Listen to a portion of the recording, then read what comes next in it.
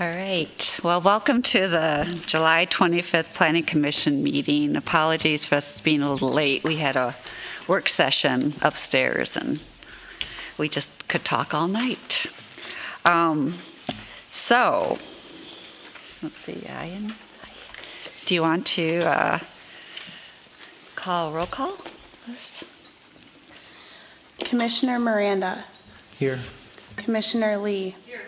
Commissioner Thorson. Present. Commissioner Strauss. Here. Commissioner Mattal. Here. Commissioner Nemerov. Here. Commissioner Hamilton. Here. Commissioner Bennett. Here. Commissioner Berube. Here. Chair Olson. Here. Thank you.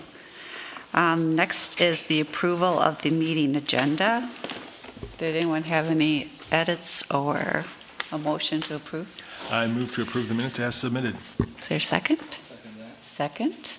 Oh, you have a, I'm sorry, I was distracted. Were you just calling for approval of the minutes? nope. No, Okay, agenda. just the agenda, okay. I had a question on that. So we had a motion and a sorry. second to approve the agenda. Sorry about that. All in favor? Aye. Now we're going to start talking about the minutes. So the first one, we have three. The first is to approve the meeting minutes from the Planning Commission meeting on May 23rd, 2018. Were there any edits to that? Changes? I move approval of the minutes for the May 23rd, 2018 Planning Commission meeting as submitted. Is there a second? A second? All in favor? Aye. Motion carries. The next is the Planning Commission meeting from June 13th, approval of those minutes. Were there any edits? I had just a question. Sure. And Commissioner Thorson can probably clarify. On page 5 of 7, the motion, it just says Commissioner Thorson moved to approve the variance. And I was trying to remember the discussion, but then the vote was 6-2 and Thorson was a nay. And I thought, is that correct? Yes. Okay, all right, thank you. Not an edit. I didn't remember the conversation, so. I move approval of the move minutes approval. for the June 13th, 2018 Planning Commission meeting as submitted. Second. Second? All in favor? Aye. Motion carries.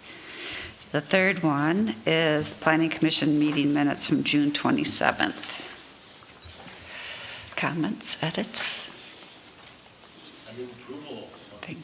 I move approval of the Planning Commission minutes from June 27th, 2018 as submitted. Is there a second? Second. All in favor? Aye. Motion carries. Thank you.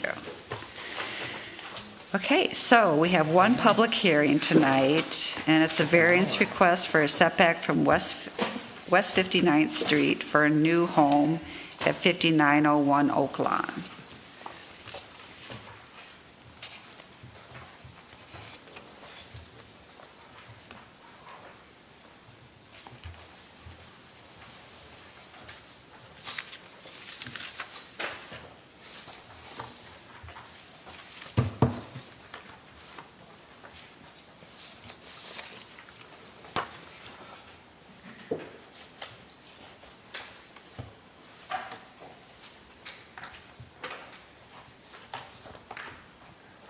Chair, members of the Planning Commission, the subject property is located at 5901 Oaklawn Avenue. The proposal is to tear down the existing home and to build a new one.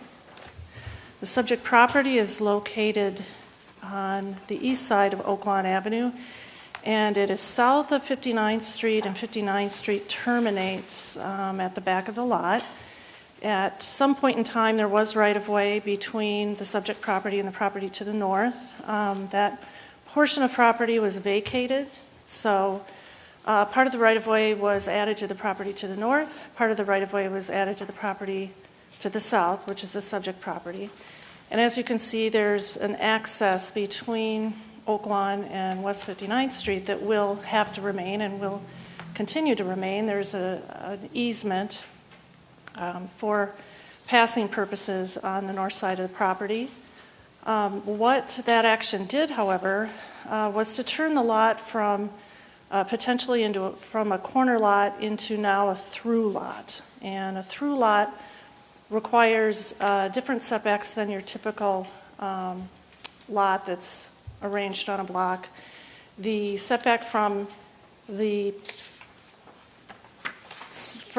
59th Street, which would be the street technically behind this lot, increases to 25 feet from all the lot lines adjacent to West 59th Street, and then there's a 25-foot setback along the back lot line. And you'll see as I move forward what that does in terms of the buildable area of the property.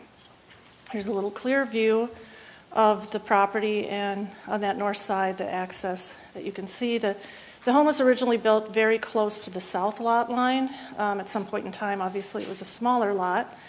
So it is quite tight on both the north and south sides in terms of setback. There is also an easement that for utilities on the north side, there are two water mains, one that is within the easement area, one that is outside of the easement area. The new home will have a portion of the garage overlapping the water main, which has been reviewed by the engineering department. It is acceptable. They will have some conditions that they will have to meet. They are outlined in the engineer's memo. That would have to be tied to any variance approval. The engineering department has reviewed that aspect of the project. So this is what the home looks like today.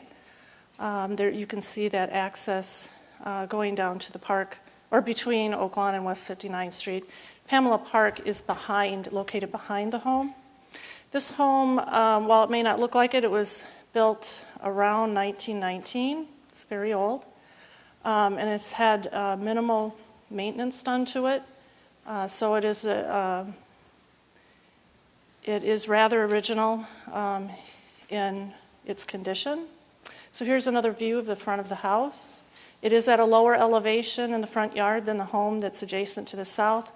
The home to the north is quite a ways away, given the fact that there is that vacated right-of-way in between, plus there's setback between the two structures. So this is a current survey of the property. What you'll notice is that the north setback of the existing home is 4.6 feet away from the north lot line. And then to the south, you have a 5.5-foot interior side yard setback. This is the proposed home. The majority of the home, or the main body of the home, would be on that southern portion of the lot, and then they would have the garage towards the north. It's a difficult lot to work with, and I'll show you why with this graphic. It's very busy. I apologize for that, but I was trying to illustrate existing, proposed, and required conditions. So given what's existing, the black boxed area is the existing footprint of the home that's there currently. And you can see the setbacks that they're providing, which are non-conforming. They're 4.6 to the north, 5.5 to the south. The outlined area in red is the proposed new home. The dashed area is a deck. They are proposing to increase all setbacks of the existing home adjacent to the lot lines that are affecting the current non-conforming home. So from going from a 4.6-foot north setback, they're increasing it to 10, which is a typical interior side yard setback. 10 on the south. Again, current house is at 5.5 feet, so they will be increasing the setback of that south lot line to the south, new south wall,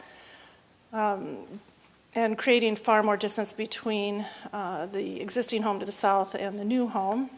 And then they will be extending the garage towards the north and providing the minimum 10-foot setback that's required, and also outside of the easement area. And they'll line up with the required front yard setback. Now the light greenish yellow area is the actual required setbacks for the lot. So if they were to conform to the ordinance requirements, because they would have to maintain a 25-foot setback away from the lot line that's adjacent to the West 59th Street right-of-way, because it's considered a through lot. So acquiring that vacated right-of-way has, in effect, caused this required 25-foot setback away from West 59th Street. There's a 25-foot rear yard setback that's required, a 10-foot side yard setback, and then you have the average front yard setback on the block, which the existing and proposed home currently maintain. It's the only setback that either structure can maintain. So it is a very challenging lot. I believe they've come up with a design solution that is about as considerate as you could be given the constraints on the lot and given the existing non-conforming conditions. They're trying to improve upon that. So then this is the new front elevation of the house.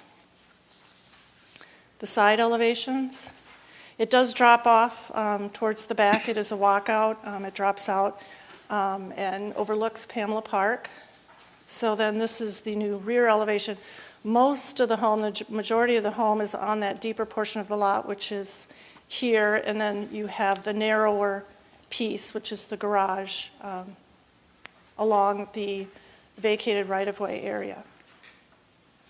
So this is the basement elevation, or basement floor plan, pardon me, of the plan. This is the first floor. And again, most of the, if not all of the living space for both for the basement and the first floor are on that main portion of the south lot. And then the bedroom spaces are above that and also above the garage. This is a way of showing how it would look like in context. Again, the home to the south, that is the only home that's really directly affected by it, does have a higher elevation in the front yard. Both lots drop back to the rear lot line. There is a grading, drainage, and erosion control plan signed by a licensed professional engineer that's already been previewed by the engineering department. They are proposing a rain garden in the back of the lot, and also they would be enhancing drainage to go from the front yard along the side of the south side of the house into the rain garden. Any overflow would then overflow into Pamela Park. Any of the other drainage areas would flow onto West 59th Street, which really has little, if any, effect on any neighboring properties. This has been reviewed by the engineering department, as well as the overlap of the garage onto the utility. So, given the proposal, will it relieve practical difficulties that prevent a reasonable use from complying with the ordinance requirements? Obviously, the practical difficulty is that the lot is not squared with the added lot area from the vacated right-of-way. It is now required deeper setbacks of 25 feet from the lot lines adjacent to 59th Street, which creates a narrow buildable strip, sort of an L-shaped strip that really is making the lot virtually unbuildable without the benefit of any variance. Are there circumstances that are unique to the property and not common to every similarly zoned property that are not self-created? The lot is and has been in that condition for many years. The existing house is oriented on a lot much closer to the north lot line as well as the south lot line, so the new home will actually improve on those existing non-conforming conditions. And then, will the variance alter the essential character of the neighborhood? Granting the variance should not alter the essential character of the neighborhood. The applicants are hoping to accomplish a two-story home on an odd-shaped lot with constrictive setbacks and a perpetual access easement on the north side of the property that's not going to go away. And there are homes that are in similar scale in the neighborhood. They have seen some redevelopment in the neighborhood, so it's not uncharacteristic of the neighborhood.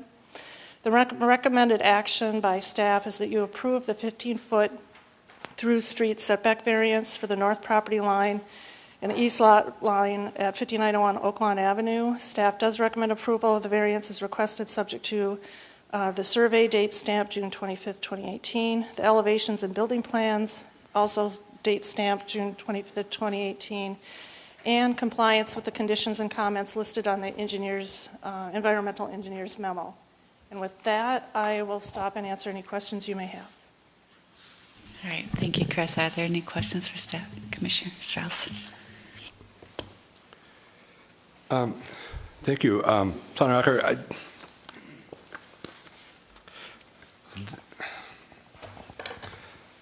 59th Street, that vacated area, I'm really amazed at the acceptance of building over existing public water mains. You got a 6-inch cast iron that appears not to be under the garage, but probably. I mean, so they're proposing new construction over a public utility. Yes, and Yeah. it's, we've seen, not so much a water main, but a sewer main, a major sewer line. I've Yeah. seen that on a number of occasions Yeah. on the east side, unmarked, not in an easement area. Complete surprise to former property owners, sell the property, new owner wants to build on it, and then these issues do come up. It's happened in the past. The engineering department does have specific requirements. They were indicated in the memo. They do require an easement. This will be the garage portion of it, and so they have reviewed it, and it's not, I'm not saying it's common. I've seen it in the past. It has occurred. I would be of the belief that's very uncommon. It's not common. It's not something that we haven't seen. Yeah. It has happened.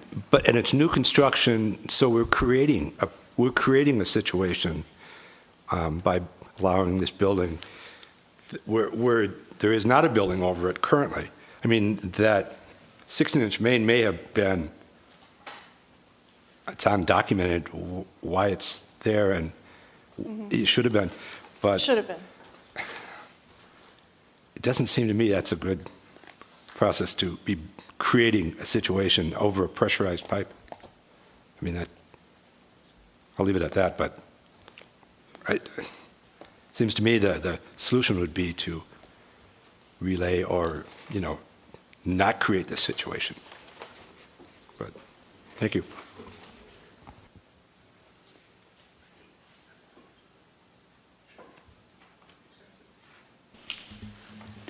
Are there other questions, comments for staff? I had a quick one, Chris. So currently the garage utilizes 59th. Is that right? Now they're proposing 3 cars coming off of Oaklawn. Yes. And it just looks like, so it's a huge driveway taking up that yard. I mean, did we look at that with, I know we always had that discussion over,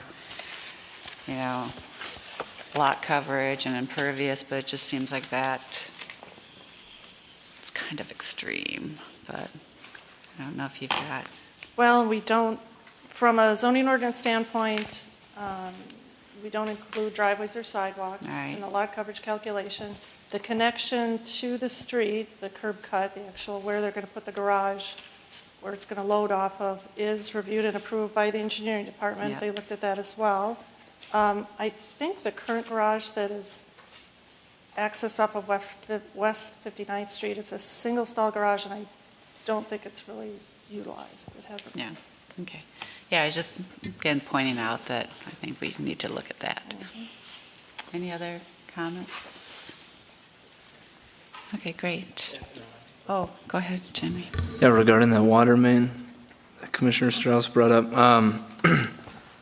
is there, I guess I just couldn't find it in the memo, is there an idea of the age of that pipe, and is it new, is it old? And I mean, at some point, those need to be serviced or replaced.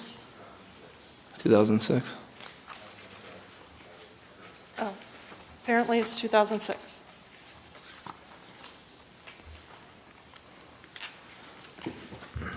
There are requirements listed on the engineer's memo. One of them is an agreement is entered into by the city and property owner that releases any claims, that describes how the pipe will be repaired in the future, and then also when the pipe could possibly be relocated in the future.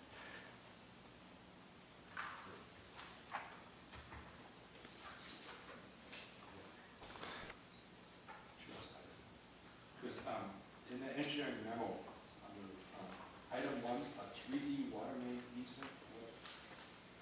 easement? They've done those in the past. Actually, the reason I was mentioning the sewer main is that they did one for that over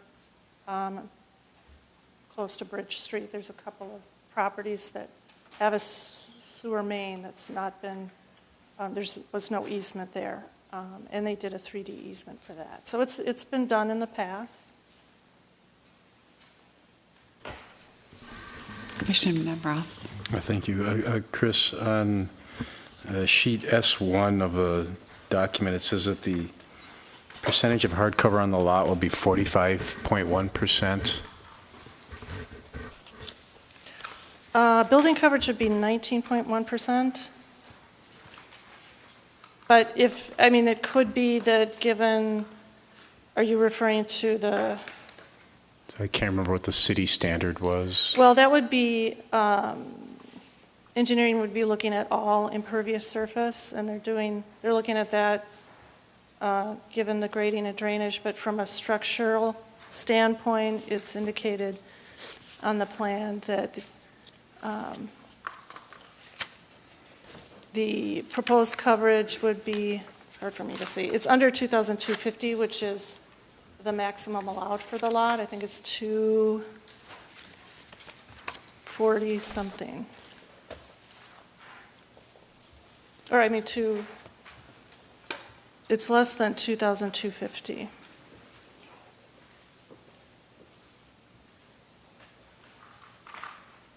So it does meet the requirements for zoning ordinance coverage.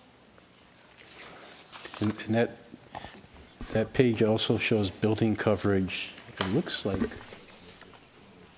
26.1%.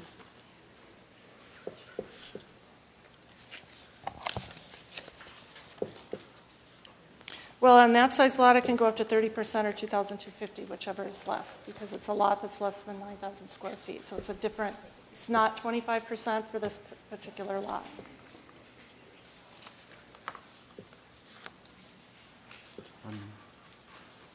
The existing building is 19.1, and that's what it looks like it says in the staff report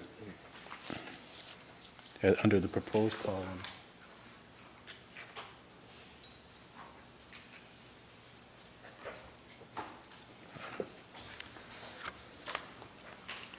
So the proposed total hardcover for building coverage is 2,242. The maximum allowable is 2,250 for that particular lot. 2,250?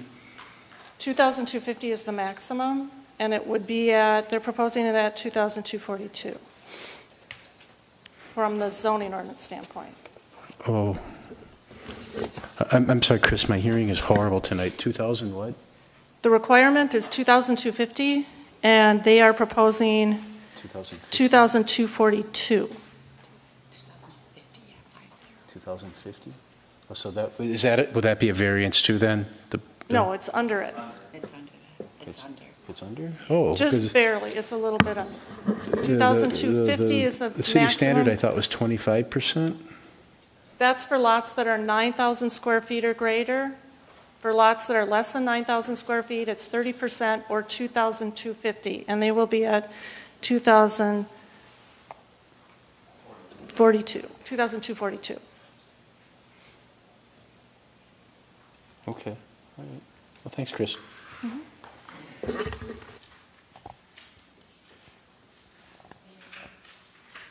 Questions for Chris? Go ahead, Commissioner Lee. Chris, why wouldn't the city just require this thing to be moved as part of the project, jog around it, so it would be not under the building? I can't answer that. I mean, that would be an engineering question. Are you talking about the water main? Yeah. I think they had listed the options for the property owner. It's not in an easement, so it gets to be a little bit delicate. It's not in an easement area. It is a city pipe, but it's not in an area that we have an easement for. It's So then- not in an easement area, you're saying? There's two water mains. One of them is within the easement area, and there's one that's outside of the easement area. That's the one that this memo is addressing. And so they will work with the applicant or the property owner to deal with the one that's outside of the easement area, because we don't have an easement for that water main. But it's still a city water line? Yes, it is. And that's the existing condition now. So many of the times when we allow permit things for homes that have existing conditions, this is kind of almost in reverse. The city had an existing condition that might need some consideration from an evaluation standpoint. So just because there's no easement, it is an existing condition.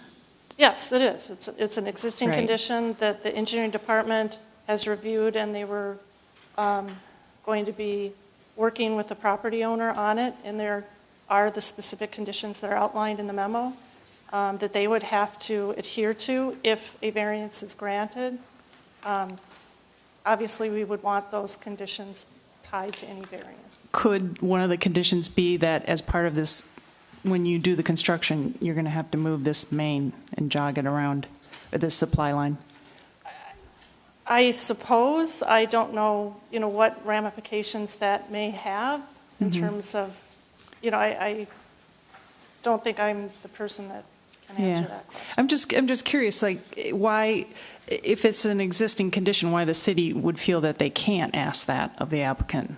Aside from the fact that it's not an easement, it's an existing condition. Many times homeowners come to us with an existing condition, non-conforming, I'll say non-conforming, and we grant leeway in that. So in this particular case, the city is non-conforming, so in some ways, you'd almost think that the city should feel a little more free to grant itself a little leeway in the discussion of this applicant's design.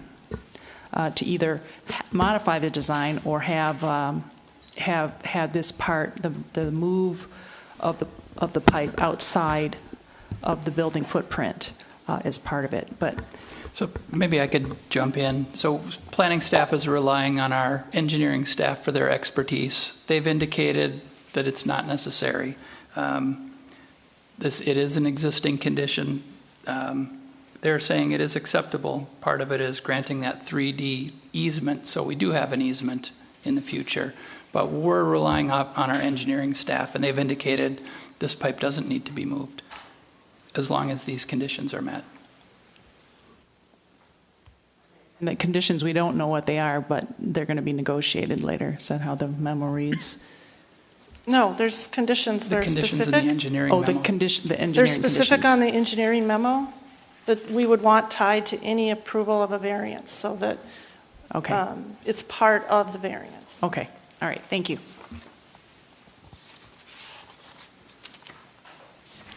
All right, thank you, Chris. So is the applicant here? Would they like to speak?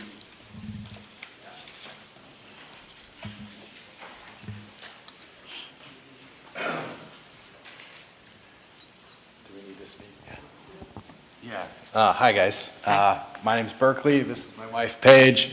We recently just had a kid, and we came into this lot envisioning raising our family and building a house here, and we thought this would be the best practical use of the lot, given kind of the rear portion of the lot is really the best yard space for kids to run around and enjoy.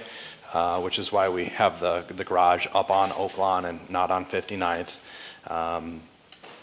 And what that also allows is for a fifth bedroom to be added above the garage.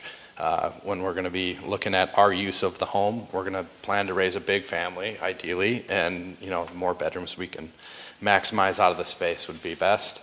In terms of the easement, the 3D easement underneath the property, the concrete foundation underneath the garage area is going to be going down, to the foundation depth of the rest of the home. It'll only go down about 4 feet. The water main is about 10 feet deep. And like Cary pointed out, everything in the engineering side of it, they had no concerns, just given that we approved the 3D easement. So with that cooperation, we think that this is a very reasonable ask. And something that we would love to see pushed forward. Thank you. Are there any questions for the applicant? Nope. Thank you. So it's also a public hearing. Is there anybody from the public who would like to speak? discussion? I Seeing move to none. close the public hearing. Is there a second? Second. Second. All in favor? Aye. Public hearing is closed. So bring it back to the Planning Commission. Is there any additional questions, discussion, motions? Commissioner Nemmer?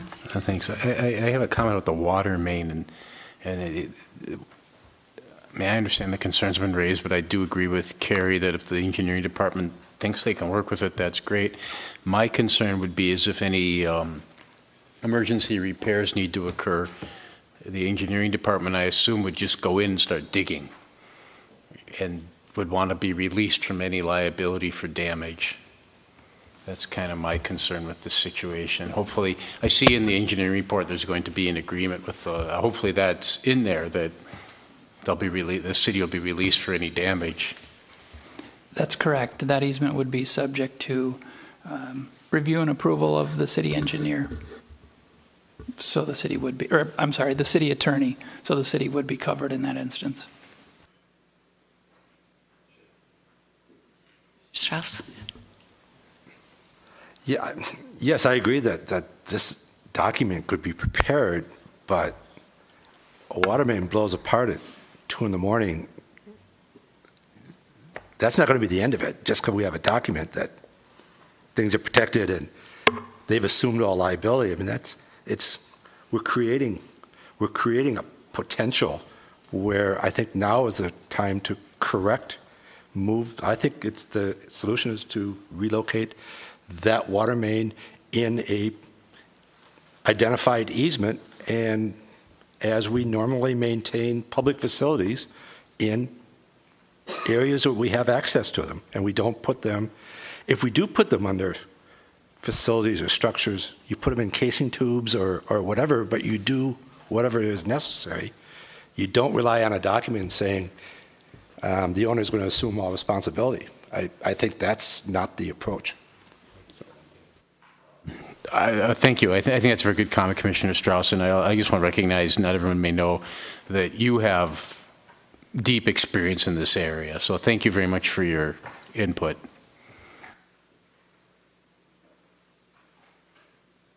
Thank you. Any other comments? Commissioner Lee? You know, I think what I find would have been a little more helpful is to understand sort of that engineering understanding of it. Maybe some facts about the likelihood of this happening is 1 in a million or something like that. So to have only just this agreement as the insurance policy, I'm sure they know better than us.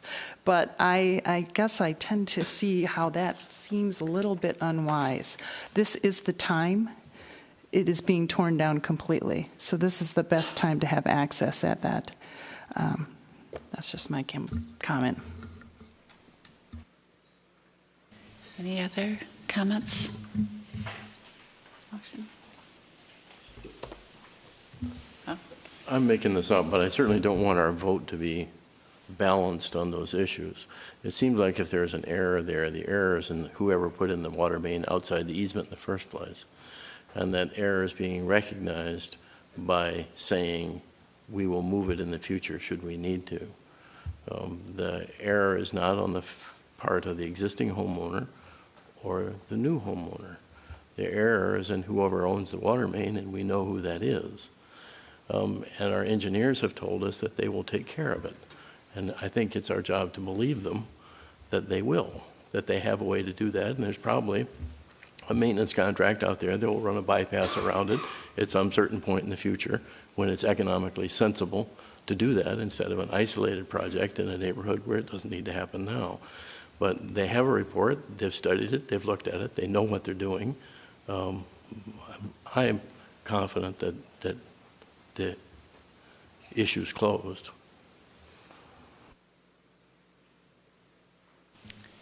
Hey, Commissioner Thorson? Oh, Commissioner Nemeroff? Thanks. And then I just like to clarify the record on I'm still not, maybe someone else can clear me up on the building coverage and hard cover on the lot, total lot. As I read the packet we received for this, it said that they're proposing that the building coverage will be 19.1%, but when I look at the document, it says the existing building is 19.1% and the proposed is 26.1%. And I think our building coverage restriction is 25%. So that would, if I'm correct, that would require a variance too. This is a small size lot, so it's not a percentage, it's a square footage number of 2,500 square feet. Okay. So the percentage is actually irrelevant for. Okay. So when it says building coverage in the packet, that's not. That's not we what we need to clear look that maybe that should change and say that permitted is 2,500 and they're at. Okay. And then as far as hardcover, is there a hardcover restriction? There's no hardcover limit on this property? Okay. That's on our list of things to get to in our work plan. Okay. All right. Thank you for clarifying that for me, Cary and Todd. I move approval of the memo, subject to the findings and condition thereof, also reflecting the adjustment in that table to the square footage as opposed to the percentage. Second. All in favor? Aye. Opposed? Nay. Okay, thank you. Did you catch Jill's? Did you catch who said nay? Okay, good. All right, thank you. Enjoy.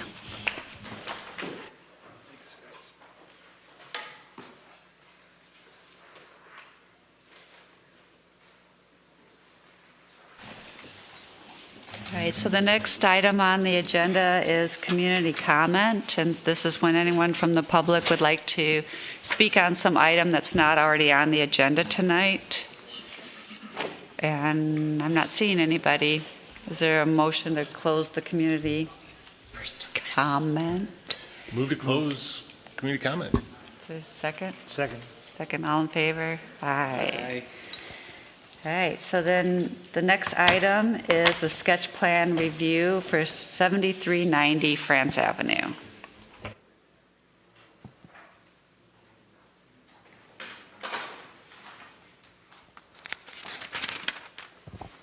Okay, thank you, Chair, members of the Planning Commission. As mentioned, this property is located at 7390 France in the greater Southdale area on the west side of France, just north of Parklawn Avenue. This site is relatively small in size. It's about a half an acre in size, as you can see highlighted on the screen. The site actually shares access with the property to the south. There's access available off Parklawn and France Avenue. The lot line runs right down the center of that drive aisle. So there's shared parking easements for access back and forth with that property to the south. Property is currently zoned planned office district in our zoning ordinance. This is a look at the existing building. It's about 6,000 square feet in size. The applicant is proposing to remove that building and potentially build a 3 to 4 story building for financial services. I say 3 to 4 stories. There would be 3 active stories. The 4th level is actually the mechanical equipment. So it's all being contained within the building, that mechanical equipment. As you note, this is France Avenue in the foreground. They're proposing access both to the front of the building and toward the parking lot. Here's a look at the site plan, so you can see the access from the street along France and from the back. The applicant is proposing that 50-foot setback that we talk about in the Greater Southdale framework document. The setback itself would be 40 feet. But they are meeting that 50-foot setback. They're proposing to bring the existing sidewalk is at the back of the curb, so they would bring that in with that boulevard-style sidewalk, providing that opportunity for that 50-foot setback. So what would be required with this potential proposal, would be a site plan review, building setback variances to the north, south, and east lot lines, and a parking stall variance. So this, while it's a sketch plan review, the city, we don't have as much discretion as we do on your typical rezonings that we often see with the comprehensive plan amendment. It's really It's the site plan review and those variances. There's also a parking stall variance that would be required. Again, it's a shared parking arrangement with the property to the south. Just on their property, there would be 38 spaces. Based on the square footage, 50 would be required. As part of any formal submittal here, we would do a parking and traffic study. So we would have that specifically addressed in terms of, are they providing enough parking? The setbacks are established by the height of the building, which would be 48 feet. So there would be a 40-foot setback on the front, and then 25 and 20 on the sides. It was emailed out to you earlier this morning, and it's handed out in front of you, our review and comment from Mick Johnson from Architecture Field Office, typical with our reviews in the Southdale area. Some of the comments that they made, he felt comfortable with the side setback, 25 feet, feeling comfortable with that. He is suggesting that double row of trees along France Avenue, again, consistent with the framework document. And he does mention along the west lot line, we have that promenade or Wooner that's potentially, and we've talked to the applicant about that, and they're open to the idea of closing off the access off of France and providing more of the access off that secondary road. Again, that's with the construction of the Wooner and all of that. They would like to see additional green space in between those two buildings. So something that they're open to in the future, should this move forward. So with that, I will stop there and answer any questions you may have, and the applicant is here as well to make a presentation. All right. Thank you, Cary. Are there questions for Cary? Commissioner Lee? So this new building, when it's put in, it will actually, right now, it looks like it lines up pretty well with its neighbors to its right and left. It will actually appear to set back a little farther than the existing? Yep, correct. Okay, by 10 feet. Is that right? Correct. Approximately, okay. And then the height, overall height, finished height, including that mechanical penthouse, will not exceed 48 feet? That's the way it looks. Again, this is sketch plan, so it's not, That's the idea? That's Okay. the idea, yep. Thank you. I'll just follow up on the question I emailed today. So I know that we, as far as the Greater Southdale framework, there's different heights that are kind of being recommended along France Avenue on the east and the west side. And what was this property shown as? Was this one of those where they're saying minimum 8? Yeah, so, again, that's a very draft document. Right. We're far from settled on Right. what No, those I numbers agree. might be. I believe some of those taller structures were further to the south. So focus more on like some of the cross streets and such, because I was just never really Right. clear on that. And again, Okay. this site is, it's so small, we're Yeah. kind of limited with the square Okay. footage that could Okay. happen there. Any other questions for Cary? Okay, great. Thanks, Cary. So would the applicant like to present?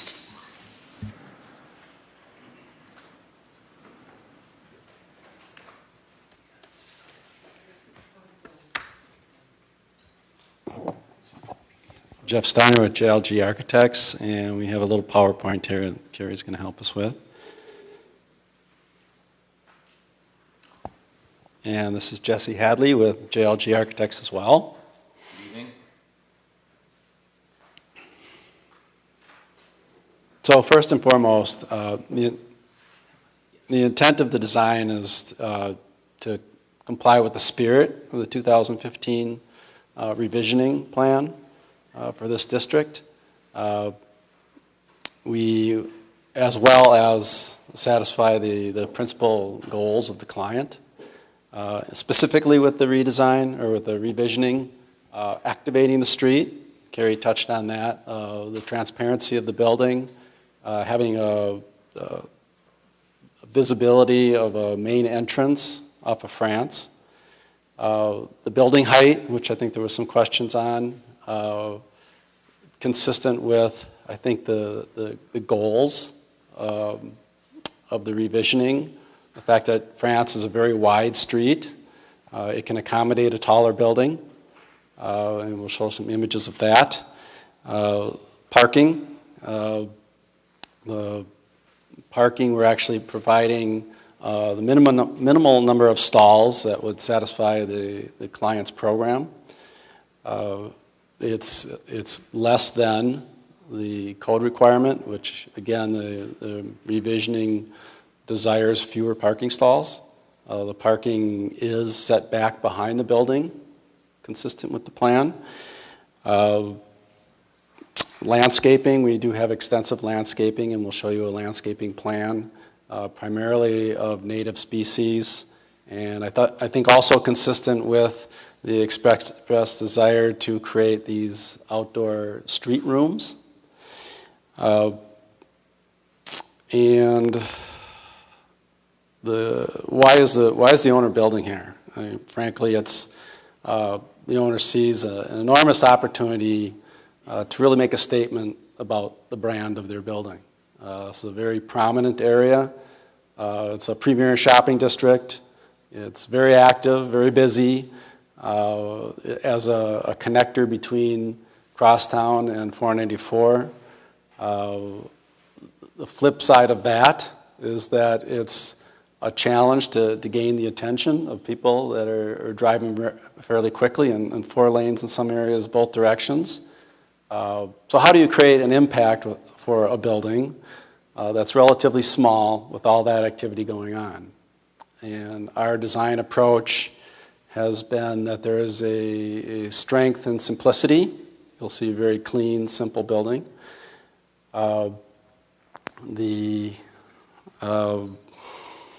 Excuse me.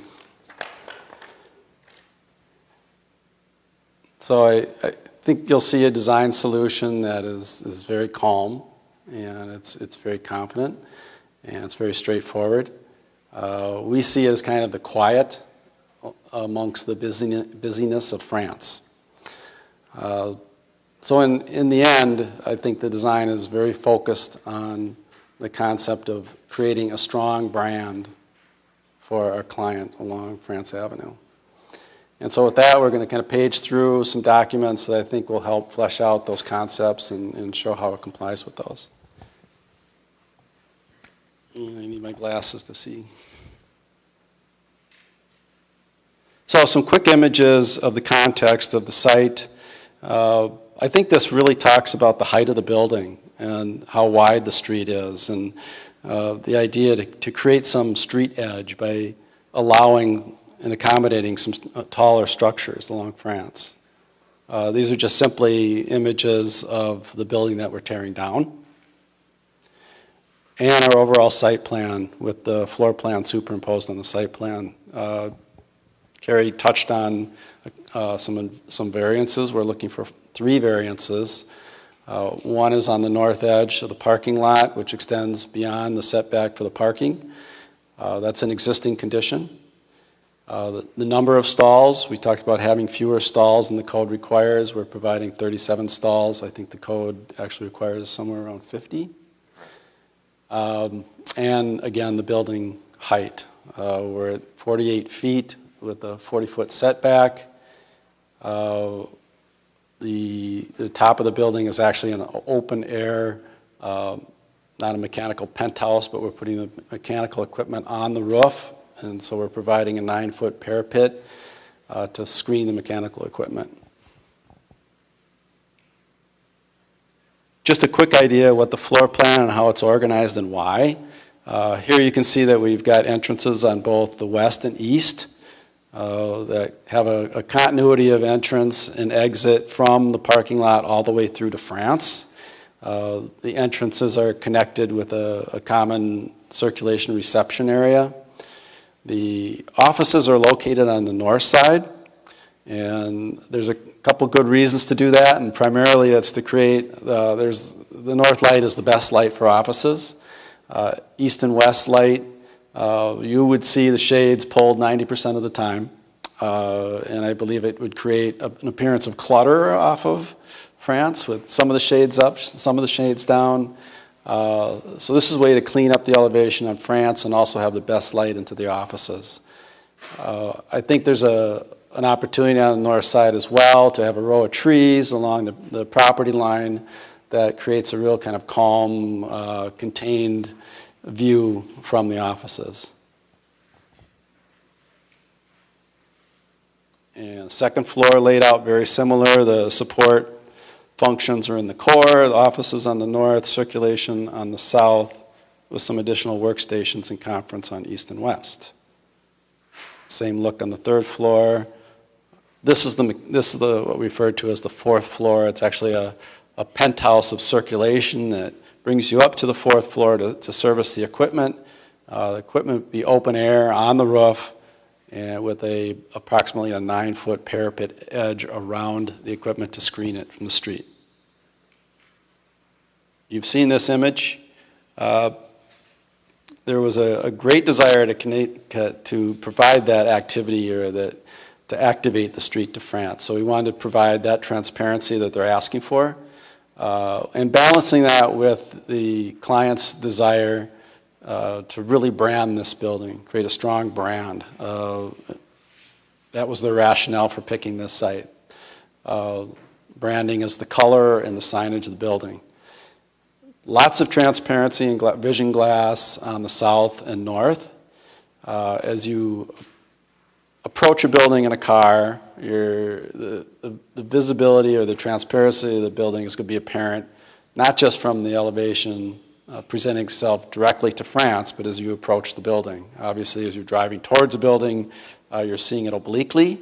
In fact, in a car, that's primarily how you see the building. Once you're right on top of it, you're looking forward. So we want to be conscious of that and provide that transparency on both the north and south and the elevation fronting France.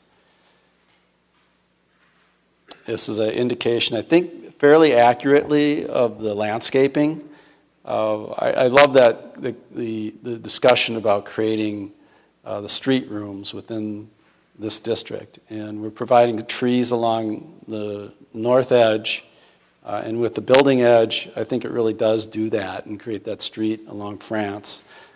We have low plantings, which are primarily native species and also species that promote pollination. We have pollination for bees.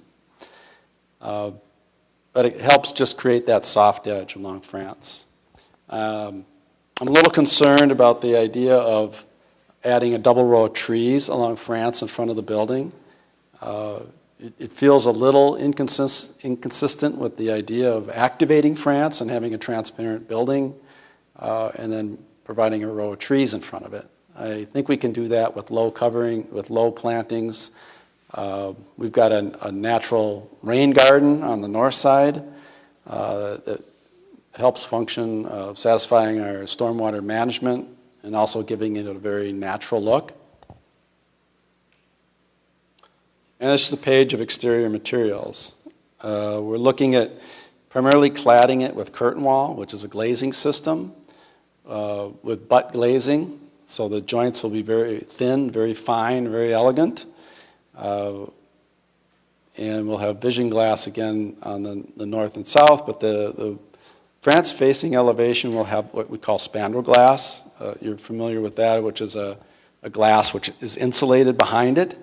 And it's primarily used at plenum spaces and office towers. But it has a very high R value, but it is opaque. And it will have a blue tint, as indicated in the rendering. And then we can just page quickly through some supporting documentation that we provided that was required with the submission, engineering drawings, just existing conditions, dimensioning of the location of the building, the size of the building, and the parking lot. The grading plan, the grade generally slopes from the northeast to the southwest. We are providing a retaining wall because of that slope along the south edge of the building and extending into a portion of the parking lot. That's so we can get both the west and east elevations or entrances at the same elevation. We're contemplating providing permeable paving in the parking lot to get us well with under the requirement for impervious surfaces.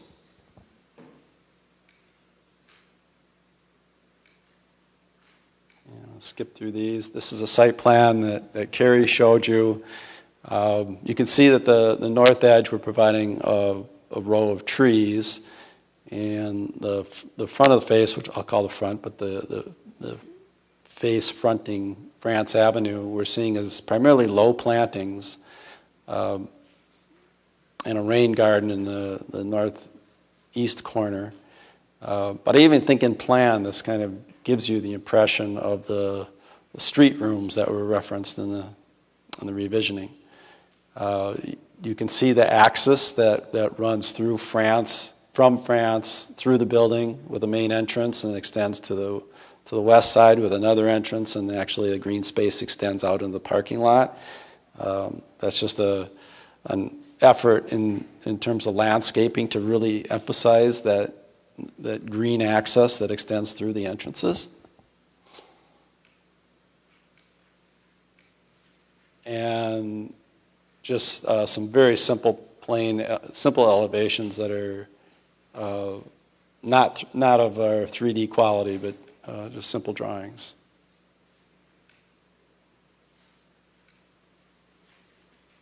I think the perspective really illustrates the conceptual design of the building. So with that, we do have our landscape architect and our civil engineer present, so they'll be able to respond to any technical questions that you might have, and we'd like to open it up to questions. Great, thank you very much. Opening up for questions for the applicant. Any? Commissioner Ruby. Could you speak to the lighting, for example, at night? Like, would you anticipate leaving lights on in the building, or do you uplight from outside? What's the plan?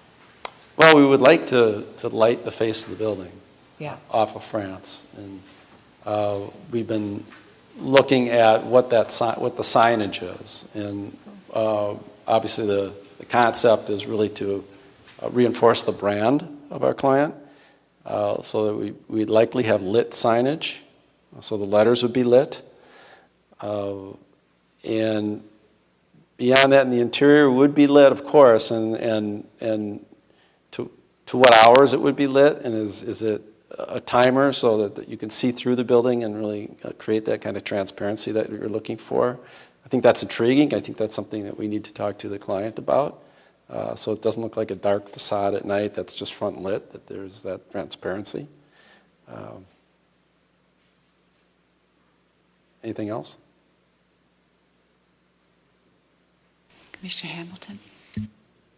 Thank you. Do you see an issue in looking at the revised sidewalk, moving it back further from the curb? I think I heard Cary indicate that you were willing to explore that, but it still needs to meet up. And one of the problems it seems like it might have is that shared driveway. And if the driveway is to go away on your site, of course it can't go away for the adjacent building because it is what it is. How is that because this is a sketch plan and we just haven't addressed that yet? Or what are your thoughts there? Well, I think what we're showing here, and our civil engineer can maybe comment further, is there's an existing curb cut, and at that curb cut, there isn't currently a sidewalk that goes through the driveway easement. No. And so you simply circulate through the driveway to meet up with where we're relocating the proposed sidewalk so that we can get it in that green space along France Avenue then. And then where we tie into the north end, the adjacent north property, again, there's an existing curb cut there. So we're kind of feathering it back to meet up with that. There could be an opportunity to have any future development on the property to the north, adjust that, but we're trying to basically try to work within our site and not disturb the neighboring site if possible. Sure. But what you're telling me is that it's all doable. Yes. According to the sketch that was provided to all of us about that about that sidewalk pulled back from the street edge. Correct. Okay. Thank you. Commissioner Miranda. So can you go back to the elevation images? I'm trying to understand what's window and what's, it's all glass, right? But it's not all window. It is. It's all glass. So the east and west sides are clear. Yeah, the east and west sides are clear. So where the staircases are the inside walls glass too, so the light goes all the way into the building, or? We'd like to have one of the stairs is all glass. It's a matter of cost. Both stairs have to be fire rated. They're required exits. The one stair will likely be a 1 hour wall, which is a sheetrock wall. The other one, we are trying hard to maintain the transparency from the inside wall so the light can carry into the space, deep into the space. The offices as well on the north side would have floor-to-ceiling glass, and the interior wall we'd like to see as butt glazing. So we'd have a lot of borrowed light into the interior spaces because we have, you can see we have workstations shown in the conference room. So the idea is that the interior is as lit and bright and cheerful as possible. We're also looking at creating an opening in the floor above the reception area that's contiguous through 3 levels. So there's some connection from the building, from the different levels, visually, as well as potentially put a skylight above and carrying light down through the core of the building. So we're trying to get as much light within the core of the building as possible. Okay. But the east and west, I shouldn't say but, the east and west elevations are primarily spandrel glass with an accent of that vision glass at the entry and huddle spaces that are above the entry. So there's activity within those spaces that are behind vision glass on the east and west elevations. We want people to see in, we want people to see out, and it's important to have that connection to France in that way. And then on the north side, from the image, it's hard to tell what's window and what's not. Is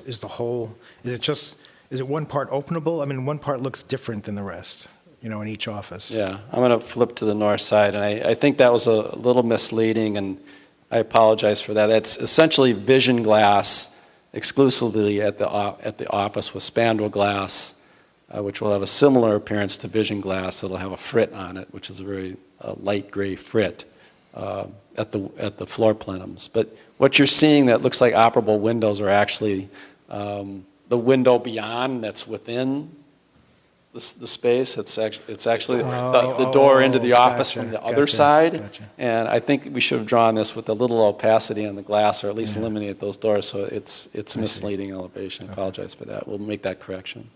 Okay. And then another minor thing about the inside, the restrooms are labeled men and women. Is there any reason there's not just gender-neutral restrooms? I think we should talk about that. Yeah, I don't think there's any reason why it couldn't be, but that's a client choice. I mean, I've worked in buildings that are mostly men, and I've worked in buildings that are mostly women, and people have to go to different floors. Yep. And it gives you options. There's no reason why it couldn't be. Thank you. Mm-hmm. Commissioner Lee. I think this is very interesting. It's like a little jewel box that just sits on there, and I think even your logo is beautiful. It's like jewelry on it, silver jewelry. The color is quite impressive. What is the overall height? The overall height is 48 feet. So it will be 48 feet. It would be 48 feet to the top of the mechanical penthouse, 48 feet total. And you have 3 floors, is that correct? And we have 3 floors. We'd have 15 feet floor to floor at the first level. The 2015 revisioning also talked about trying to maximize the floor height on the first floor and have the upper floors less than that. I think that's to create the possibility of lofting the spaces in the lower level.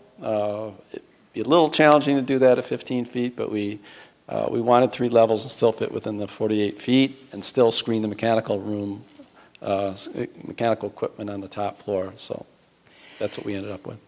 Okay, so I think that possibly you might have some concerns about this building being obscured by the landscape, so I'm going to try this out on you.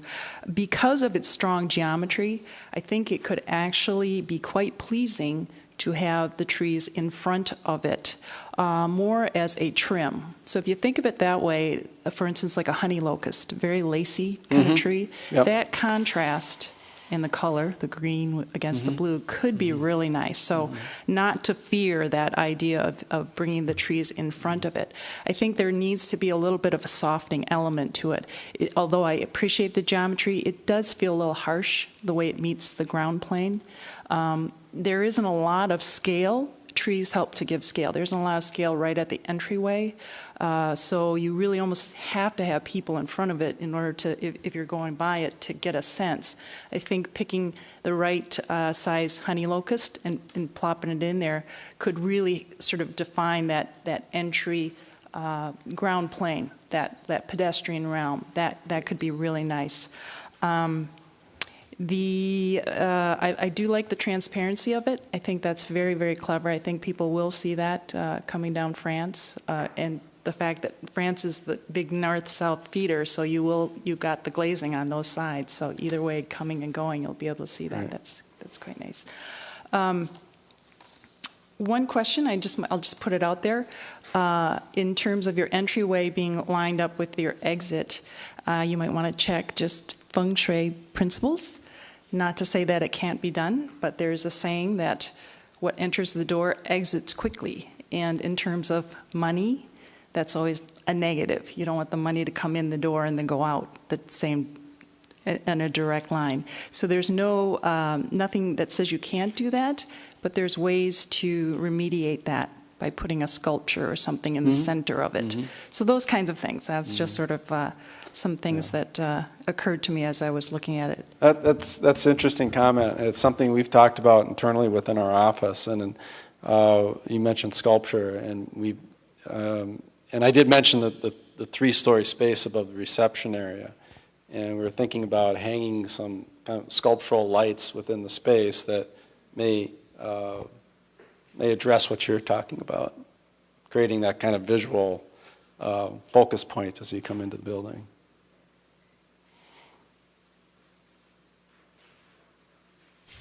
Commissioner Thorson? I think it will stand out among the buildings surrounding it, so I applaud that. Different is good, and it's not stick frame, so I'm even more of a fan of it. Commissioner Bennett? I just want to say I really like what you guys are doing. I think the height, at least to me, it's not enough, but it's way more than everything around it, and I think it's setting a good precedent for what we'd like to see. As for softening the building, at least just from a safety and kind of the buffering perspective that we're trying to get in the Southdale area, I do also second kind of the notion of providing more buffer between France and the sidewalk. So having more of the double row trees or whatever, and however you can temporarily or just permanently kind of, have that work with, the neighboring sites. I think that's important. We've made the mistake in the past of, just doing what works now, and then, the site to the north and south will then follow suit, and now we've lost that opportunity. So if you could help set that precedent, then whatever happens in north and south can fall into line better with where we're going. And then other thing I was thinking, just since this is close to the 9 Mile Creek Trail and other hopefully alternative ways for people to recreate either at work or getting to work, maybe expanding some of the facilities you have to maybe include a shower type of locker room or something. I didn't see that in there, and maybe you don't have space for it, but it's maybe something worth exploring since you'll have some sort of alternate way for people to get to work here, and it might just enhance that office space to just provide a more active tone. That's it. Can I ask a question? Yeah. So the notion of widening the green space between the sidewalk and France, right now we have it drawn as an 8-foot wide swath of green space and an 8-foot wide sidewalk. So we're not looking at 3 feet and 3 feet, which you may see in other locations. I'm just curious, how much space are you seeing other developments creating, and are there examples that you suggest that we would recommend looking at?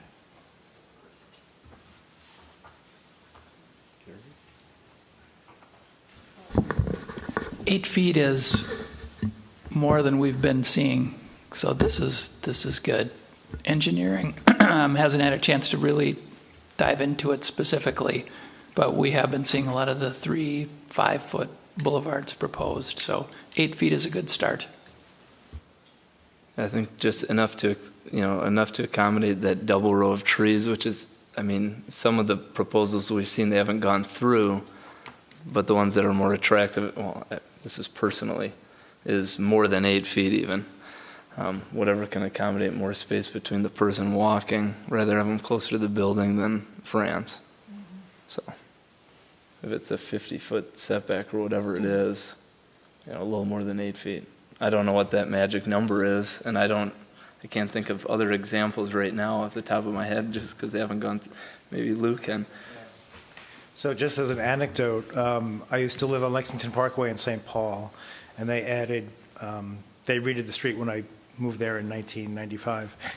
And that's ostensibly a 30-mile-an-hour street, although it's 2 lanes in each direction. And it's probably 8 to 10 feet was how far the sidewalk was. And there was actually trees between the sidewalk. And you still didn't feel all that comfortable with the cars kind of whizzing by and everything. So I think 8 really probably isn't enough, I would say, to feel comfortable. If you want to walk down the street and feel comfortable when you've got 3 lanes of traffic going 40, 45 miles an hour, I think that's not nearly enough. Commissioner Berube, did you have something? If we've moved from kind of technical questions into comments, then I've got some comments. Are we at that point? Okay, so I wanted to applaud you for considering permeable parking area. So please do that, that's helpful. Regarding having parking spaces that are fewer than what the city requires, 38 versus 50, in my mind, I wouldn't have an issue with that. I think, hopefully we'll need fewer parking spaces in the future than we have today, and to not have that space devoted to parking is great.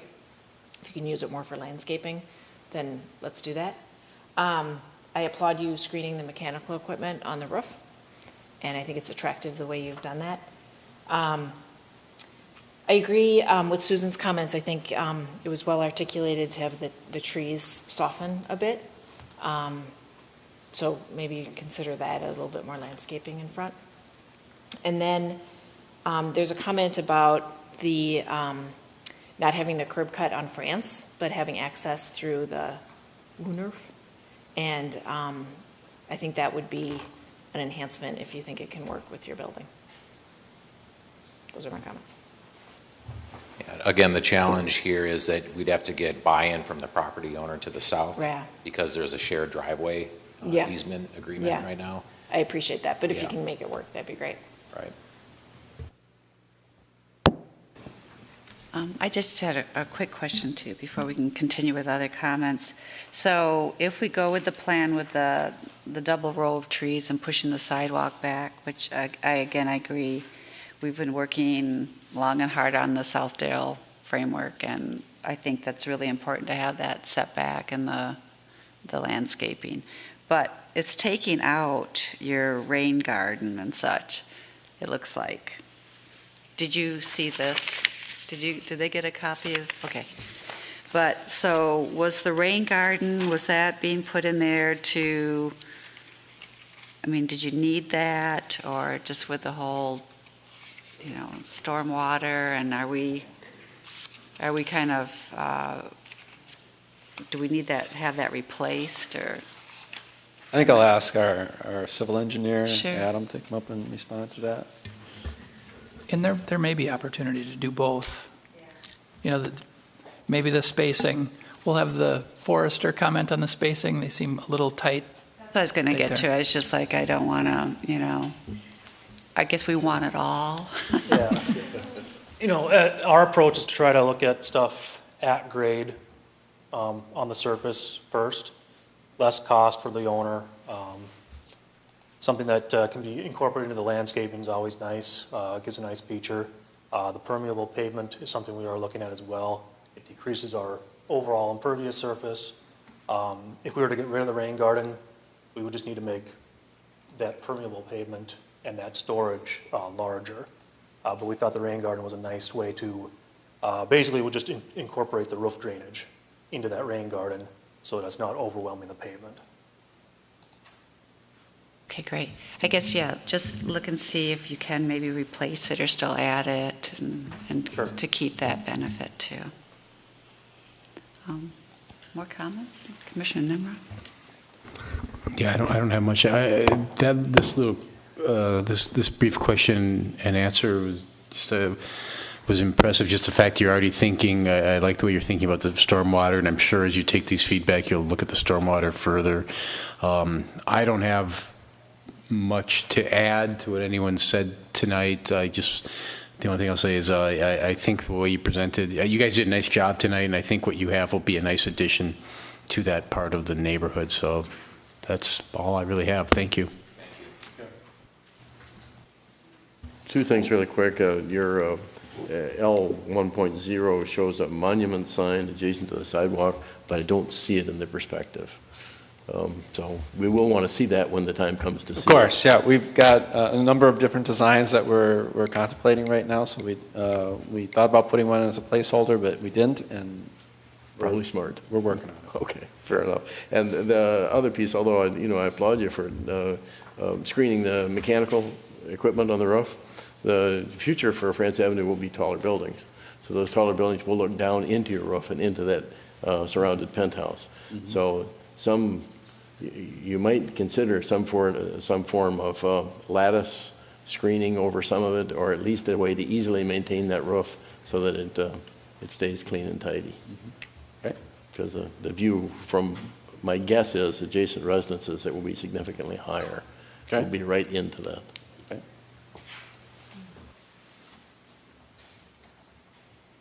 Any other comments? This is just it? This whole thing? All right. Well, a couple of things. I want to, I agree with Commissioner Lee in terms of the landscaping. I want to emphasize, I mean, she put it much better than I could have in terms of, making, it is a beautiful building, but the way the landscaping is today, it looks like a billboard that kind of just sticks out of the ground. So I think something to soften that would help quite a bit. And then I also agree with Commissioner Bennett about, being so close to the 9 Mile Creek Trail, some sort of bike facilities or indoor bike parking or something that would allow people to do that.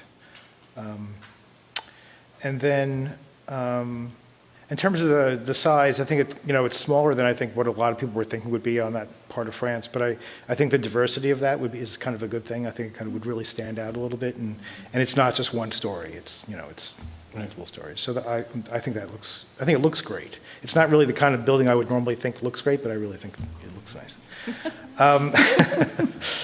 And then we talk about this, and I don't know if this is for you guys or the Southdale plan, but we talk about this Woolnorth going north-south. Is there any talk about going east-west to try to get, to Parklawn or what is it, the other street in there? Next Centennial Lakes, you mean? No, going west. Going west. So, because, long blocks are hard for pedestrians, right? And so if we have another block, this Woolnorth or whatever, west of there, that's nice. But is there any way to, that's a fairly tall block, is there any thought of going east-west in there at all? Because it looks like the driveways all match up, for the adjacent properties. So I don't know if that was something that was thought about, but that's it.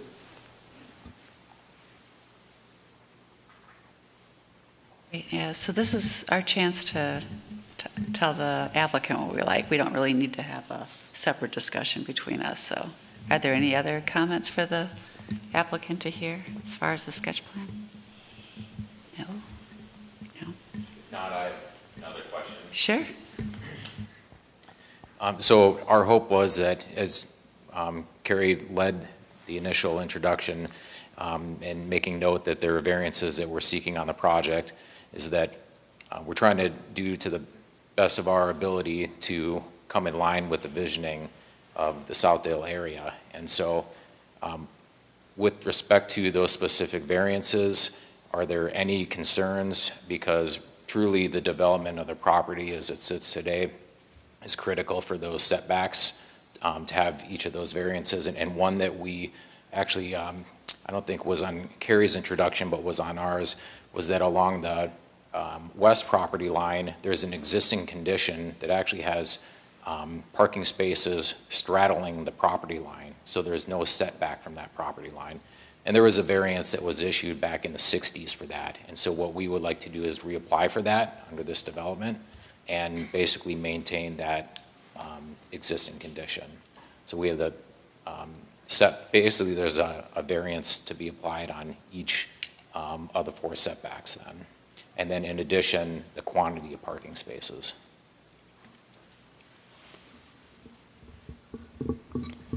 So I guess my question is, that parking straddling that line, would that cause implications with the potential of the WUNRF running north-south? Or could there be accommodations on your behalf to make that work? Yeah, actually, right now, as we reviewed with engineering, they referenced it rather than a frontage road as a backage road. And so as we look at the drive aisle that comes off of Parklawn, that has a continuation through the adjacent property owners. So their property is kind of, square shaped, but then has this little piece that projects up next to ours. So it would be maintained solely on their property, as that backage road runs north-south, and it would just be a continuation of where the existing spaces are today. So we don't really see that being an issue for future development. And staff viewed that it's an existing condition where they got there's no change. That condition virtually stays the same, so we didn't see an issue. So with our sketch plan reviews, we can't give you guarantees of variances. It's kind of general feedback on the project. Yeah, and we were hoping to get specific feedback to those items, just to make sure that there isn't anything that we need to go back to and refine, because when we come in for the next go-around, our intention here today is to have all the bugs worked out so that it's smooth sailing from here. Cary, could you summarize that existing variance again? The existing variance refers to that far west lot line. The lot line actually runs right through the middle of existing parking stalls. That condition would be maintained with this project. And what does the variance allow that it wouldn't be allowed otherwise? I'm not sure. Is it a setback variance? Two setbacks in the parking. Right. Setback in the parking lot, there's a setback there, okay. The parking lot has you wouldn't have as much parking otherwise. Correct, yeah. Okay. If we were to require a 10-foot setback on both sides of the line, we'd lose quite a few parking stalls there. We'd lose more parking. Yeah, Okay. I think we would lose roughly in the neighborhood of 8 to 10, which would put us below what the programmatic requirements are for the building and the function and operation of the building then.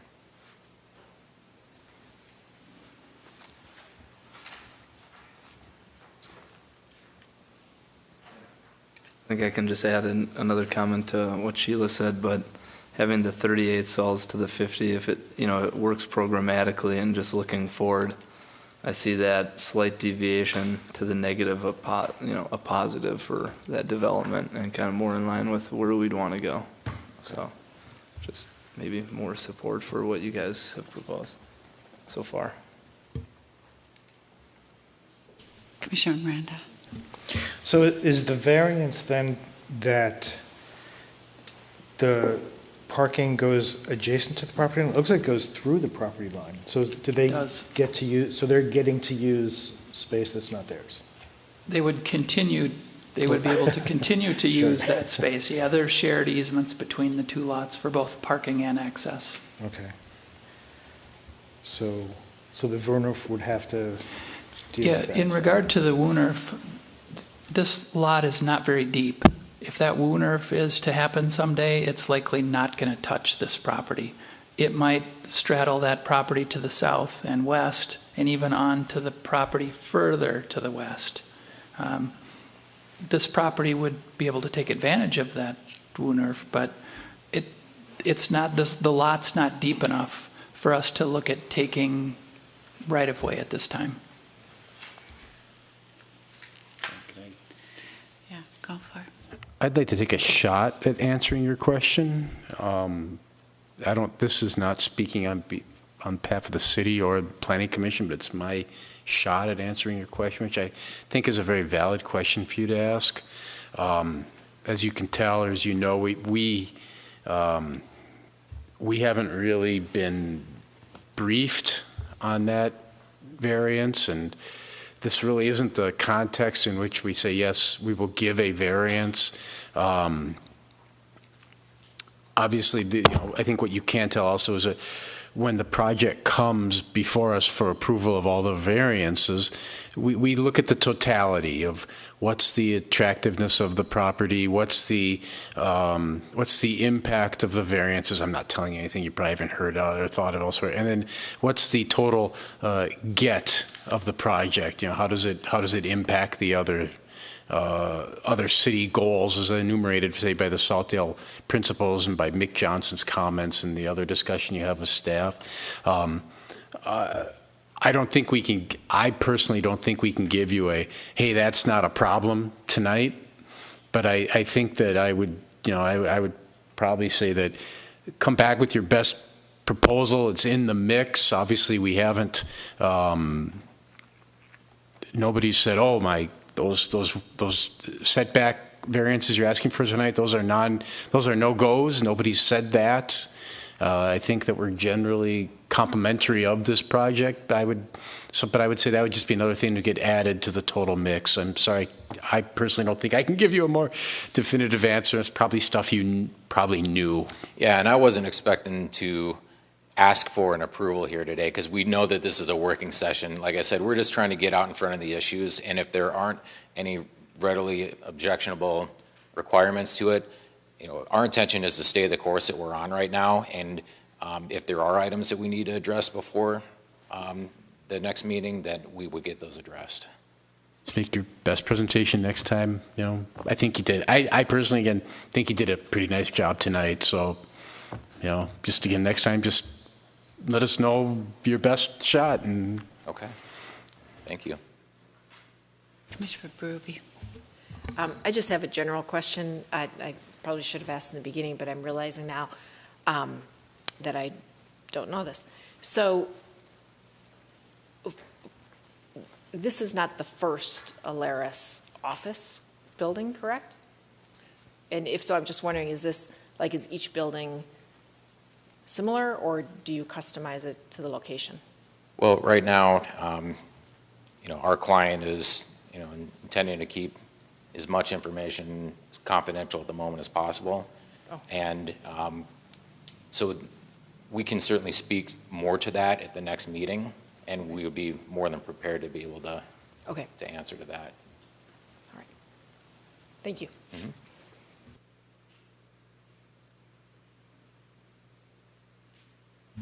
All right, then. I think that's it. Yeah, it's a nice building. Add the trees. And personally, I think you could go higher too, so don't freak out at the 48 feet on my account. Okay, then. Yes, thank you.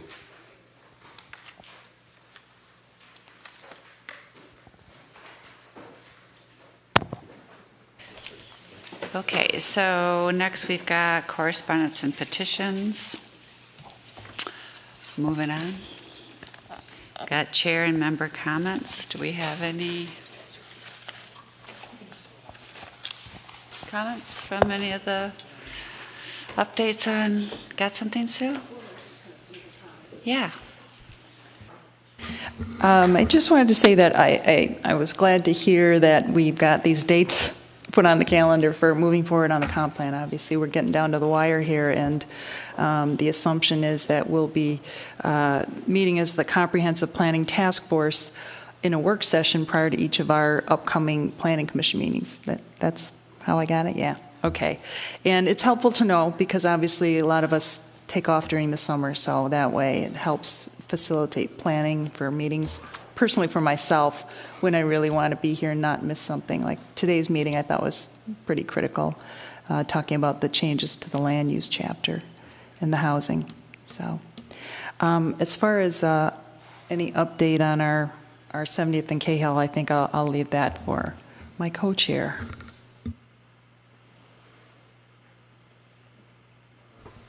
Thanks. We have yeah, we have looked at a what would be, I suppose, a second draft, and have decided the best way to approach is to break down into a subgroup of 2 or 3 members of the group, and we are taking it literally chapter at a time. And I think the plan has what we're looking for, and now it's a question of, I think we've found it wordy and maybe not organized like we wanted to. So we've got some people working on that. So that's where we're 7th and Cahill. And I just maybe for Jimmy and Sheila, because we made that arrangement upstairs at 5:30, that we would be meeting for the task force, the comp plan task force, every planning session. So whereas may have been every month, I think it's now every meeting we will be starting upstairs. Yeah.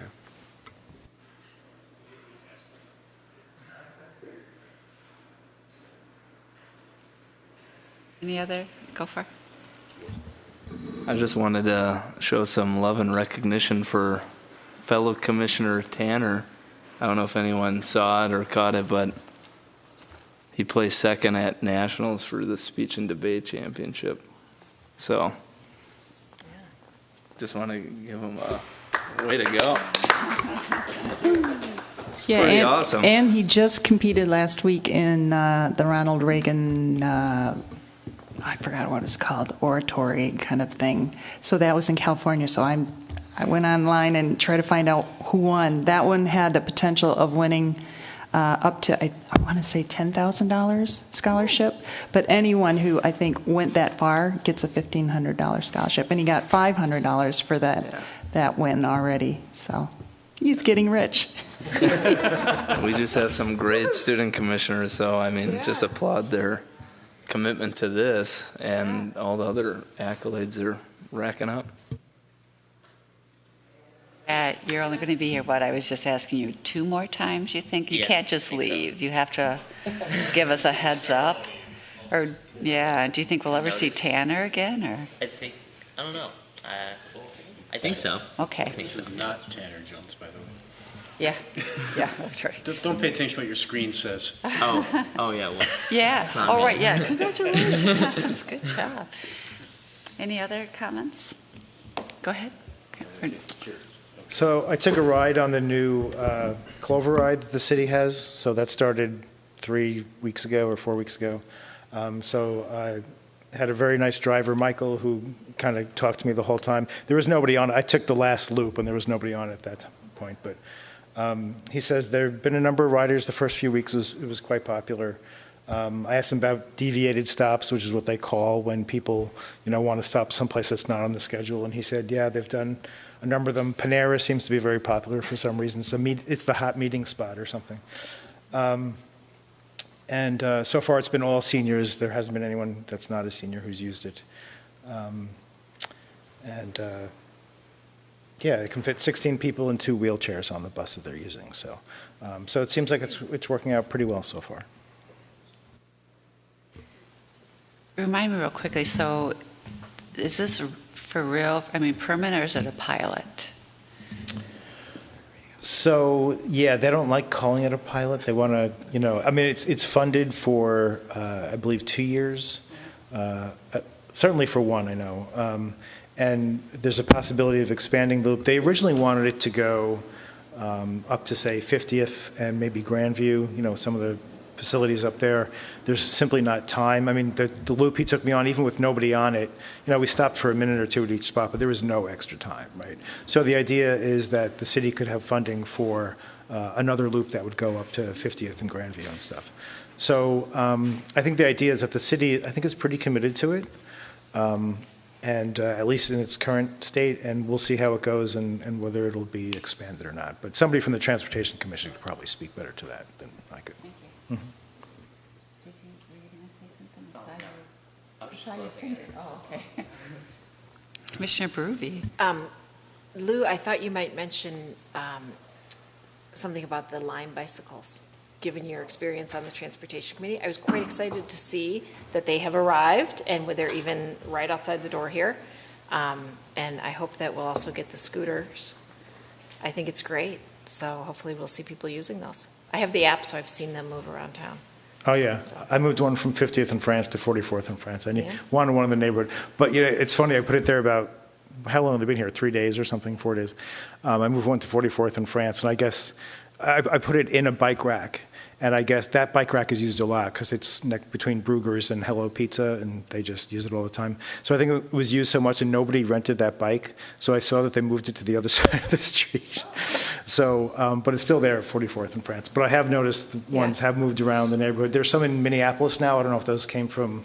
Yeah, I wondered what happens when you leave the boundaries. Right. I heard you get zapped. I don't know. They're supposed to gather them up and bring them back and whatever. So, but yeah, they do seem popular. And now in Minneapolis, there's two kinds of scooters. There's Bird scooters and there's Lime scooters. And actually saw a Bird scooter go down Grimes Avenue. So people are using them to go into Edina too. So, we're in a new age of transportation. So it's really interesting. Can you explain 30 seconds for whoever's watching how it works? Oh, sure. So I don't know if the scooters require an app, but I know for the Lime bike you need an app. I know some companies offer a thing where you can use a regular phone to text, so you don't need a smartphone. But generally, you would use a smartphone and you would download the Bird app or the Lime app, and then you open the app and you have to give them permission to track you because they want to know where you are relative to the bike. And then there's a barcode on the bike, so you scan the barcode, and then it releases a lock on the bike. So the bike isn't locked to something. There's a lock that goes around the rim in the back, so that you can't move the bike. You can't ride the bike, but you can move it. You can pick it up and move it. So it releases that lock, and then it starts timing you from that point. And it's initially $1 for the first 30 minutes, and I think $1 for each 30 minutes after that. And then it doesn't stop until, again, that lock, there's a big red button that you push to lock it back again, and at that point, your time is up. So far, they're offering your first ride is free.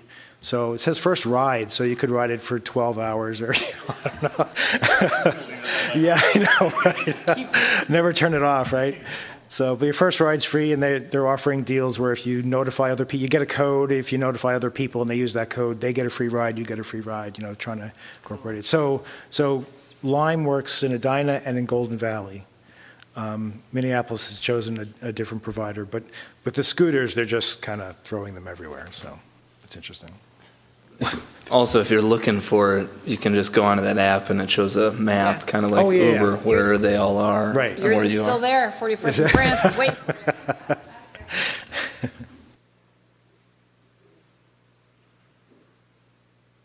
Just real quick on 50th in France, a couple things. First of all, we've had 4 team meetings. We got a lot of good applicants for the 50th in France working group, and I think it was hard to select 7 people. I think we got 7 outstanding people, and the meetings are going really well. We're making a lot of good progress. We had our first community meeting about a week or so ago. Got some good feedback, which will help us, and we're making good progress. Our next community meeting is Wednesday, August 22nd at 7 o'clock. We're looking for a location right now. That is a change in date. So originally it was planned for earlier, I think August 14th, but we've changed it to August 22nd. August 14th had a few conflicts, not the least of which was its primary voting night. in Minnesota. So August 22nd, 7 o'clock at a location TBD as of this time is our next community meeting. Thank you.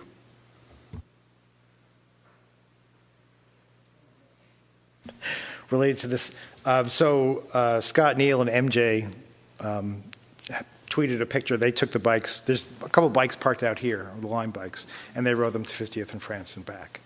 And so, of course, I teased them on Twitter and said, you know, well, you either took the sidewalk or we're going to suddenly have a new bike lane on 50th Street. And she said, no, we took the sidewalk. And then I've been noticing, you know, I bike to 44th and France and I bike to 50th and France all the time. And the bike racks are full in both places. So if you go there, you know, on a nice summer day or whatever, they're full. They're full. So we need to think about more infrastructure. I ditto that. Every time when I bike down to 44th in France, I can never find a place. I'm totally locking it like some kind of pipe thing. Yeah, so yeah, more bike racks.